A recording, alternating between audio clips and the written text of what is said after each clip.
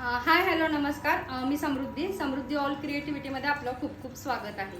दरवर्षीप्रमाणे याही वर्षी आपल्या घरी बाप्पांचे आगमन झालेले आहे. बाप्पांना येऊन 4 दिवस कंप्लीट झालेले आहे.